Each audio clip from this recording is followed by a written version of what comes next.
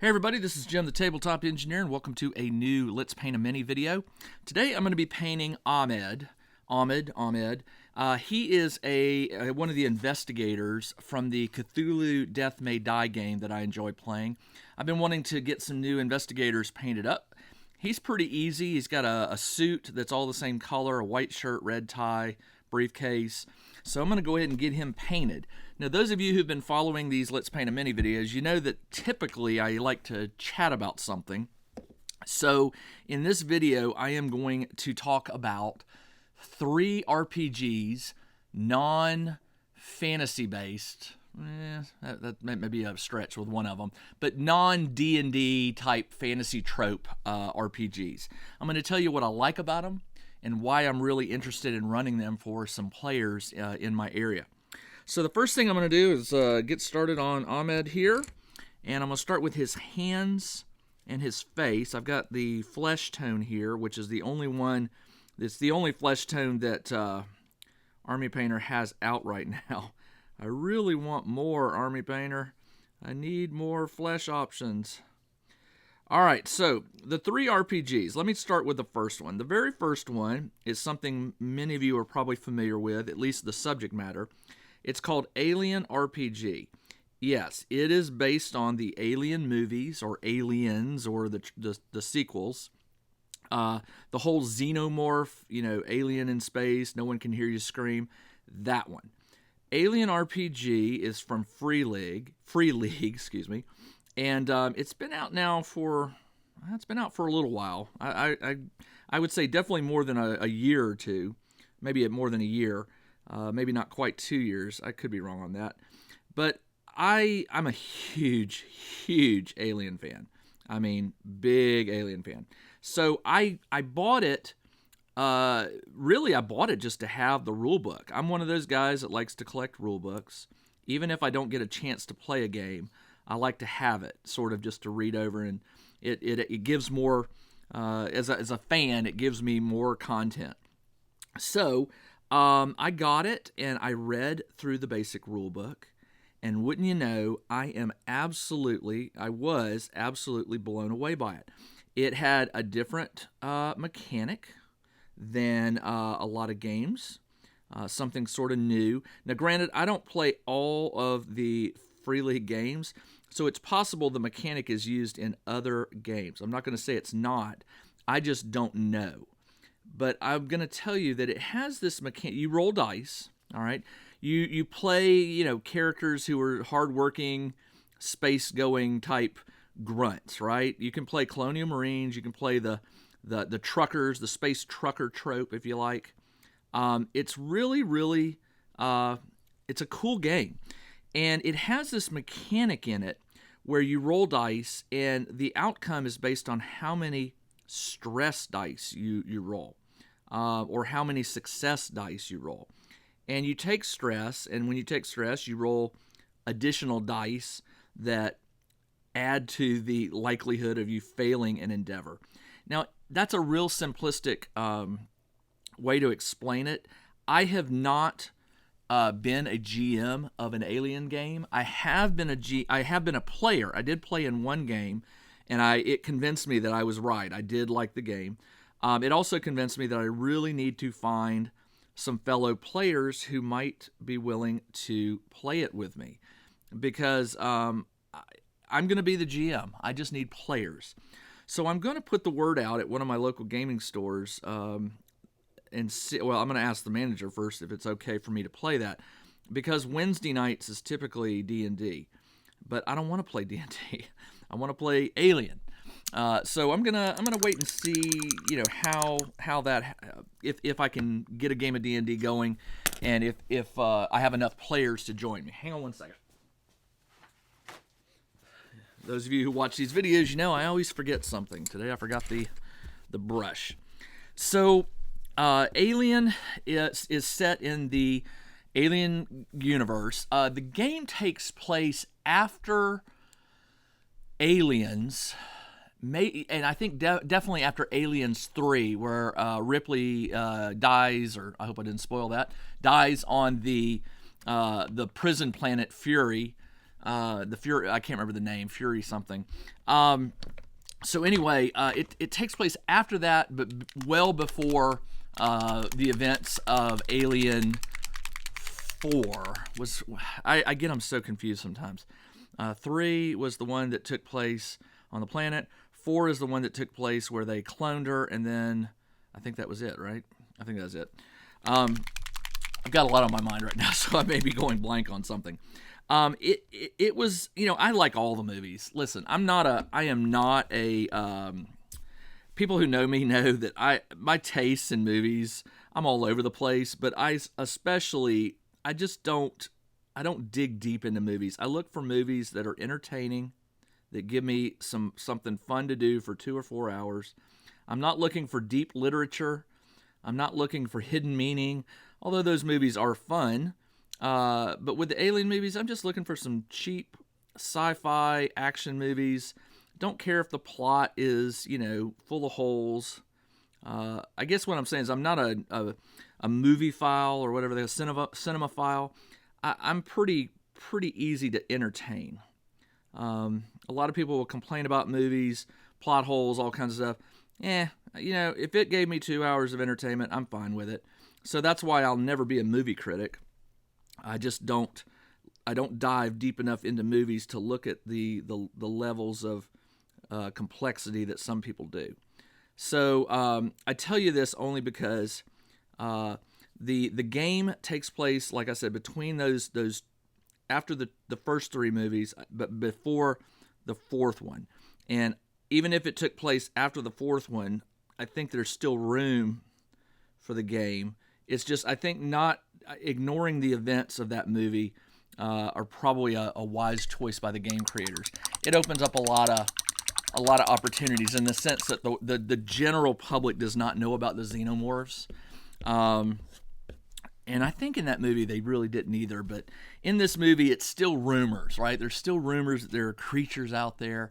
And the trilogies like Prometheus and Covenant, they're sort of, I think they're mentioned in the games, but those sort of like Covenant and Prometheus take place well before. So the lore is there, the legends are there. And the game even makes available the engineers as part of the story that you can incorporate into your own game. But the last thing I want to tell you about the Alien game that I really just absolutely love is it has different styles of play. It has the campaign, which is where your players can make a character and they just hopefully don't die, and they're part of a crew or whatever, and you just run an ongoing campaign. To me, that's really not the power of the game. The power of the game lies in its other format, which is called the cinema. I think it's called cinematic. It's called the cinematic play. And what cinematic play is it's designed for a one-off, like a sit-down, let's play. Hopefully everyone survives. Chances are no one's going to survive, but let's see where things go. And let's wrap it up with a bow, and when the game is finished, we're done. So the games or the adventures or the missions that Free League has released for Alien RPG are the cinematic type. They're self-contained. They're not meant for you. They even provide you like pre-generated characters with their own like motives and things, so that you can hand it to a player. They can read it real quick, and they got a gist of what they're supposed to be doing. You're basically playing a movie that has a beginning, a middle, and an end. Act 1, Act 2, Act 3. And it's really, really well done. Now, right now, there's a handful of adventures that they've released, and they sort of are linked. They're linked, but not by characters, or they're progressing, telling some wider story that is going to influence the Alien universe. So I don't want to give away any spoilers there. I just want to let you know that it does exist, and it's a very cool game. If anything, I would highly encourage you, if you're a fan, to get the PDF of the rulebook, or you can get what's called the Alien Starter Set. I know one of my game stores, or maybe 2 of them, still sell the starter set. It's still in print. You can still get it. And the starter set provides the dice, a stripped down version of the rules to get going really, really fast. And I think it comes with a couple adventures. I know it comes with at least one, but I think it comes with two. And so you can sort of try it out and see if you like it before you go and you buy, the big major rule book. Now, the big major rule book comes with a lot of extra content in it, but what it really comes with that's very cool, or it doesn't come, not the core rule book. If you break out of the starter box and you want to go a little further, they've got a Colonial Marine expansion book. Then what else do they have? I think that's the two big, but the core rulebook and the Marine Corps one, they're coming out apparently sometime. I don't know if they've announced it officially, but I know they've said they've stated they're going to do it, but they haven't announced a release date. Is they're going to have one on the corporate culture, like a book if you want to run a character from a corporate culture, or you want to run a cinematic from a corporate standpoint. I don't know how I feel about that, but hey, there's Alien fans, and everybody will want something from their game, or from the Alien universe, and I'm sure there are GMs out there that would like to run something in the corporate environment. So I don't know what that book's going to do. I don't know when it's coming out, but it is something to keep an eye out for. All right, so that's the Alien RPG. I am getting all of my notes together. I'm rereading the rule book. I've got all the pre-generated characters, and so I'm going to contact my my gaming store to see if I can put something on their Facebook page or whatever to announce that I'm going to run it, and if anybody's interested in playing, they're welcome. I think the game, I'm trying to remember, the game can go, like, you can do it up to 6 players. You don't want to do much more than that, mainly because in the cinematic one, the characters all have their own hidden agenda, right? Something they're trying to accomplish during the game. And there are androids, by the way, so you may find yourself a character that's an android. You may not know you're an android, okay? I mean, you would think, how would you not know you're an android? But I think there's something in the rules about androids not necessarily being, fully aware, right? Especially if they're given memories and things like that. So anyway, definitely worth checking out. So the second game that I am wanting to play, hopefully sometime in the near future. I've played this game in the past. A friend of mine named Trevor is running a campaign, and he played in the very first game I ever ran of a game called Monster of the Week. It's from Black Hat. I think it's Black Hat Games or Black Hat. I just call them Black Hat.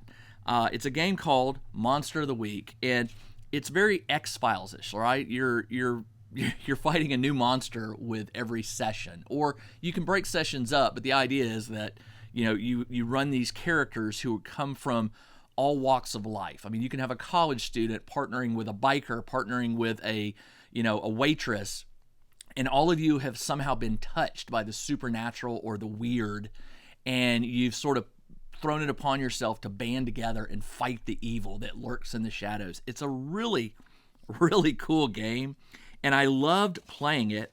I forget what I was doing here. What is this? This is brown.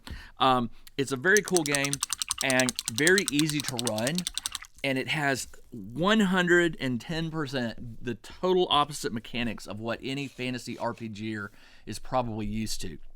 The best way I can explain it is, when you create a character, or when you choose a character, you choose a type of character. It's based on a stereotype. Like, you have a biker, you have a student, you'll have a police officer, you'll have there's dozens and dozens. Now, the core rulebook comes with, I think, like 18 or 20, and depending upon the character you choose, your character has what is called plays. You have a playbook. Plays, the best way I could explain them is they're kind of like skills. It's something specific that your character can do that no one else can. Now, there are generic plays. There are standard plays that everyone can do, like investigate, or drive a car, or shoot a weapon, or stuff like that. But then depending on your character, you have these really interesting special ones. Like a police officer might have a play where he can call on, forensics, for something, or he maybe he can just call in a favor with the SWAT team or something. I'm making these up because I can't remember them all, but they were very, very cool in the sense that every character, every player is going to have something that is unique to them that no one else has. So when you're playing a fantasy role-playing game, a lot of characters share skills, right? They'll have the same like intimidation or things like that. So think along those lines. That's where you share standard plays. It's the specific plays that the character types have that make the game really, really interesting. Now, what's fun is you can play the game, again, as a standalone, one-off type environment. But this game, Monster of the Week, is really sort of, I'm not going to say it's been designed that way, because that's not quite true, but I think it's more along the lines of an ongoing campaign, where your characters are going to return. It's called Monster of the Week, right? So you're gonna deal with some big bad evil this week. You play a game, and then maybe in a month you come back and you play another round, and you're going up against another monster, something that's going bump in the night, and it's just a really, really cool game.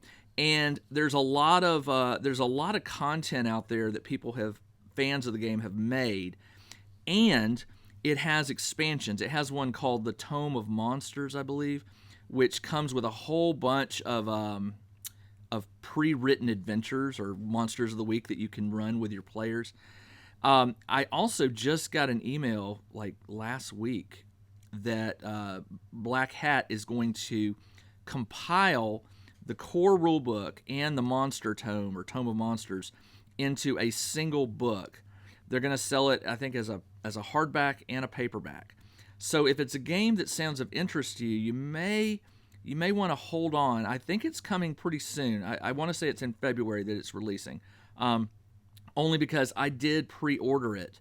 Yeah, I'm 99% certain it's coming out at the end of February. It's just so funny. I ran into Trevor at the game store, and we just started talking. He goes, "Remember that game you ran, Monster of the Week?" And he's like, "I had so much fun. I'm going to run a campaign." So he's got friends that he's going to be running it with them. And I said, "You know what? You're right. That game was fun." And so I decided I want to do another one. I want to run it again.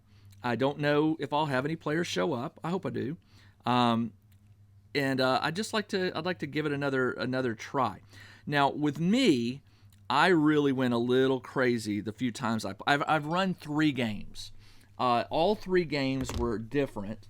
And what I did was the game you can do it theater of the mind, total theater of the mind. I did run one game, theater of the mind, but the 2 other games I ran, I created props for my players.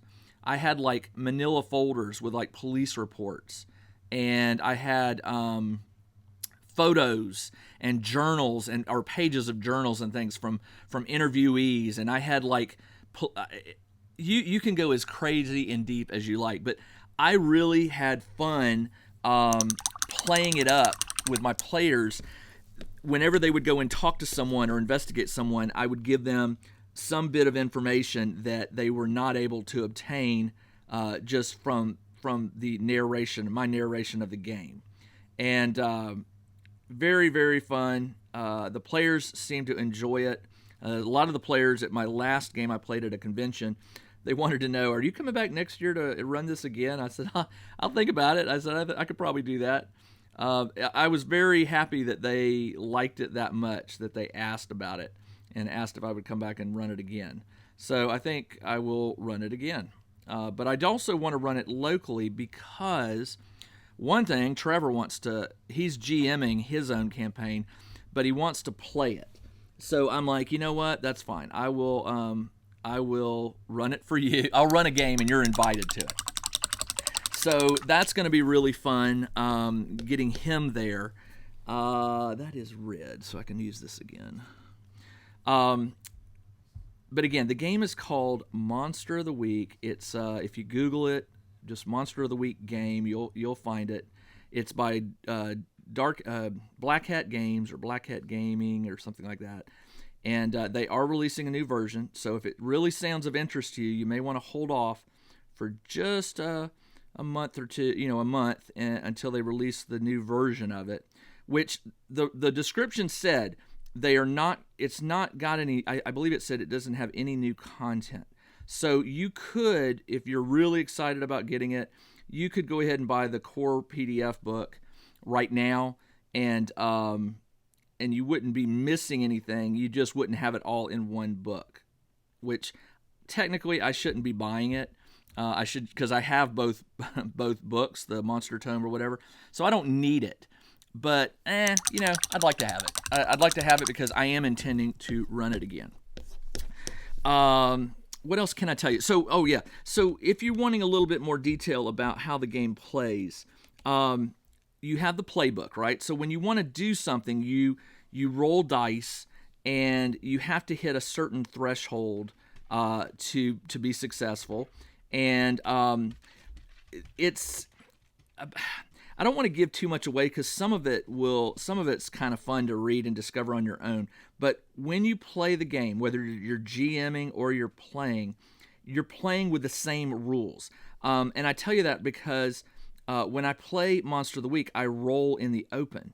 Some games don't do well when you roll in the open. Some games it's better to hide the results. I don't like to fudge dice rolls for my players. Like if I roll, a death roll, I tell my players, oops, that's not good. And that's just how it works. I think if my players are going to roll in the open, myself as the GM, I should be too. Now again, I recognize that there are some games where if you roll in the open, it just takes away something. And I'm going to explain that in a game in a minute, my third game. But Monster of the Week, I do play it in the open, and I've never really questioned that decision. I think it's definitely the way to play it. All right, I'm almost done with this one. So the third and final game, and this one is a big one. I've played it, I've run games at it, and it's one of my absolute favorite games in the world. It's called Call of Cthulhu. Call of Cthulhu, 7th edition, by Chaosium. I just heard that Chaosium has sold out of most of its books. Now, I don't know if that's Call of Cthulhu or some other game or just all their stuff in general. I do know that Paizo, apparently during this OGL stuff, Paizo apparently sold like 80... No, what was it? They sold 8 months worth of stock worth of books in 2 weeks. That's people just saying, hey, we want to play a game, we're going to investigate some other stuff, and they did. Apparently Pathfinder books, I know the 2 game stores I frequent, they have no Pathfinder stuff. None. 0. It's gone. So that right there is pretty impressive stuff. Now, if they also sold out of the Chaosium, of the Call of Cthulhu, I would love to hear that. Mainly because, again, I'm such a fan of the Call of Cthulhu. I love the mythos. I love H.P. Lovecraft's universe. I don't care for his racism. Hate it. I know that's an often talked about subject, but most people I know who play Call of Cthulhu, they enjoy it for the drama, the insanity, the danger.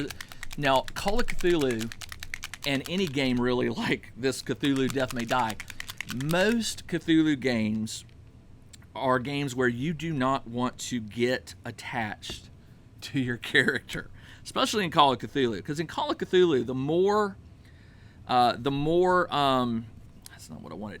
The more your character plays, the faster they're heading towards insanity or death.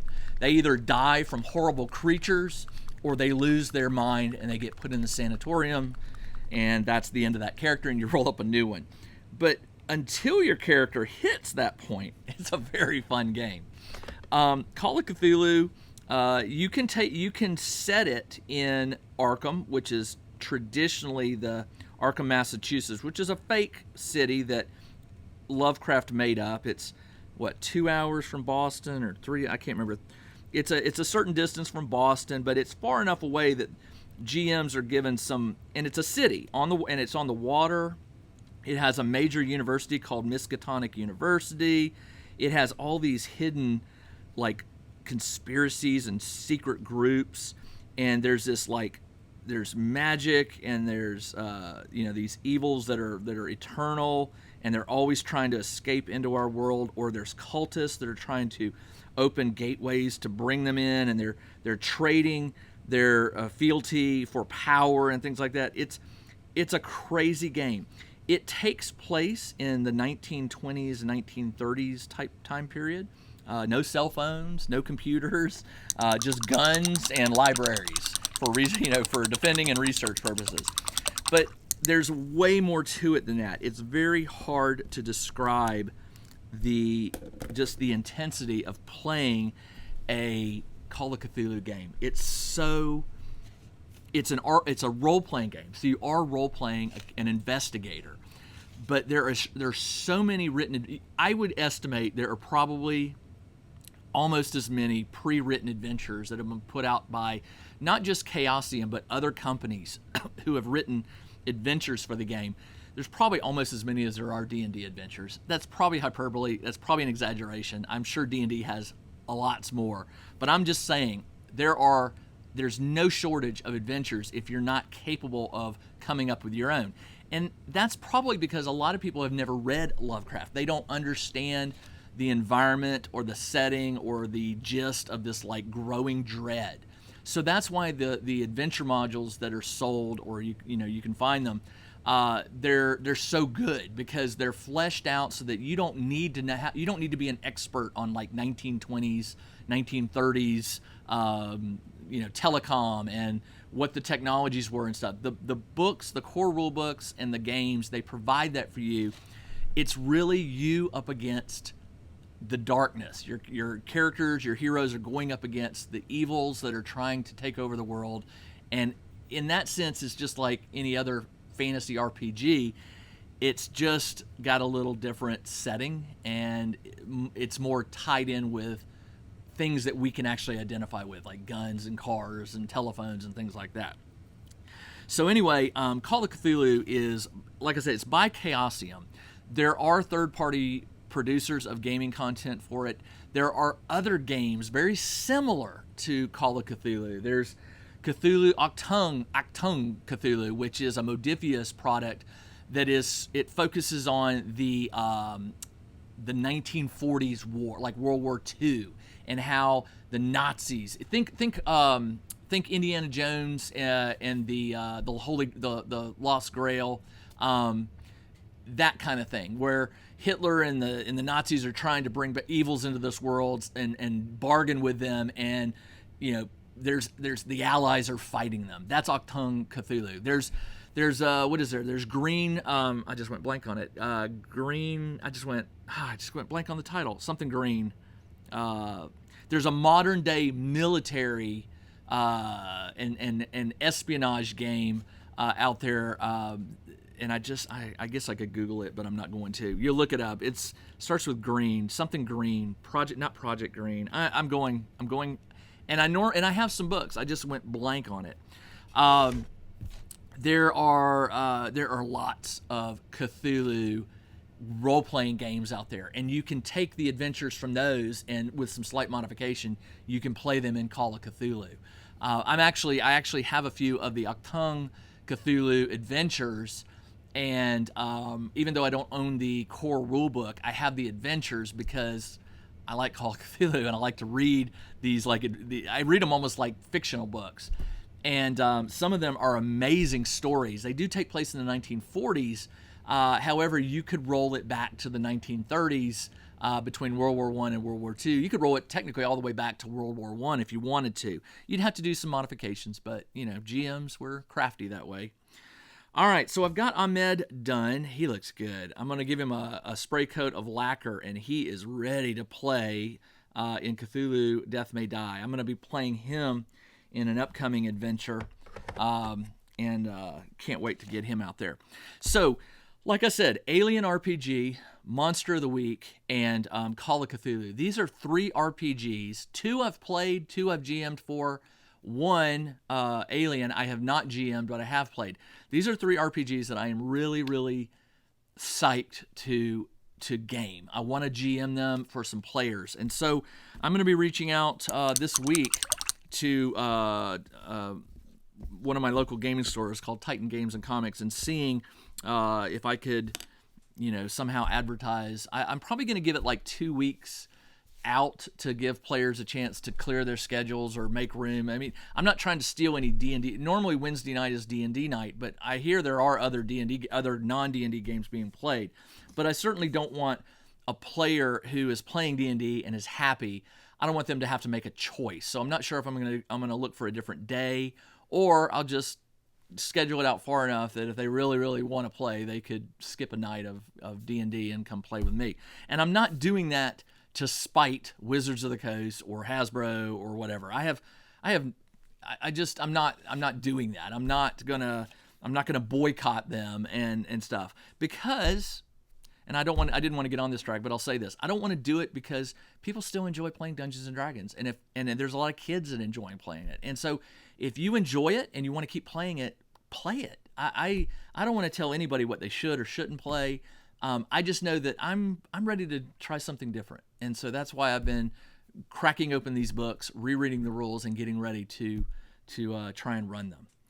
All right, that's all I got for this video. As I told you, this one went really quick, mainly because his suit, which I did in sort of the yellow, but it's sort of golden to match. In this one, it's sort of an olive yellow, but I like it. It looks good. I'll be happy with it. I like his white shirt and red tie, the gun, and the briefcase. Very, very fun to paint, and I cannot wait to play him. All right, that's all I got for this video. This is Jim, the Tabletop Engineer. Thanks for joining me as I painted another mini. I'll be back very soon with another Paint a Mini video. Until then, everybody, take care.